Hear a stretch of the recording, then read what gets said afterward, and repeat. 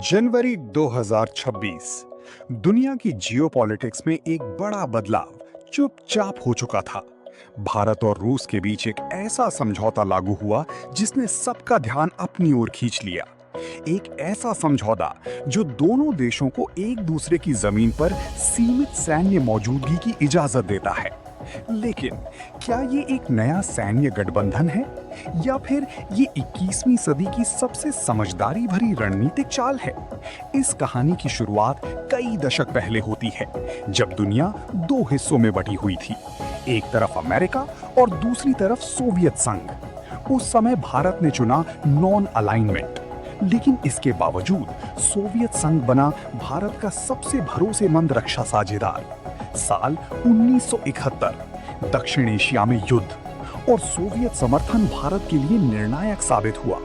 फिर आया 1991, सोवियत संघ टूट गया, लेकिन भारत और रूस का रिश्ता बना रहा।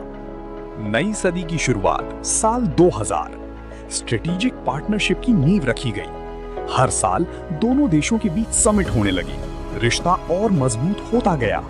फिर आता है 18 फरवरी 2025, मॉस्को। भारत और रूस साइन करते हैं military logistics and deployment agreement. ये सिर्फ एक समझौता नहीं, बल्कि ऑपरेशनल मिलिट्री कोऑपरेशन की दिशा में बड़ा कदम था।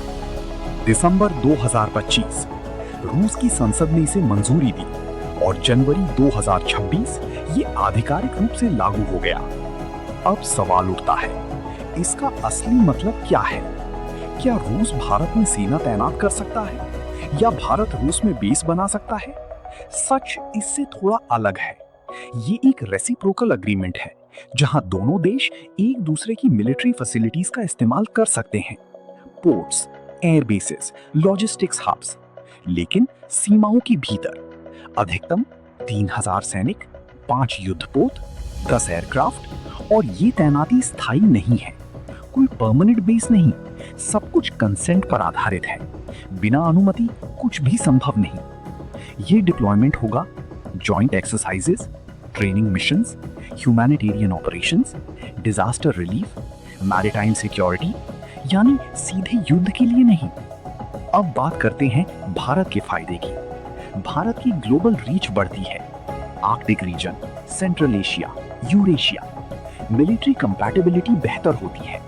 रूसी हथियारों का सपोर्ट आसान होता है। स्ट्रेटेजिक ऑटोनॉमी मजबूत होती है। भारत हर शक्ति के साथ संतुलन बना रहा है। अब रूस की बात, इंडियन ओशन तक पहुंच, वार्म वाटर पोर्ट्स का एक्सेस और ग्लोबल आइसोलेशन से राहत। भारत रूस के लिए एक मजबूत साझेदार बनता है। अब इसका असर पूरी दुनिया पर पड़ेगा। अमेरिका, चीन और बाकी ताकतें, सबकी नजर इस समझौते पर है। भारत का संदेश साफ है, वो किसी एक कैंप में नहीं है, वो संतुलन की नीति अपना रहा है।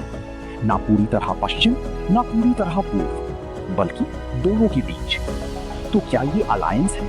नहीं, ये एक स्मार्ट स्ट्रैटेजी है, जहां सीमित सहयोग से अधिकतम लाभ लिया जाता है, क्योंकि आज की दुनिया में ताकत हथियारों से नहीं, संतुलन से आती है, और भारत इस संतुलन को बखूबी निभा रहा है।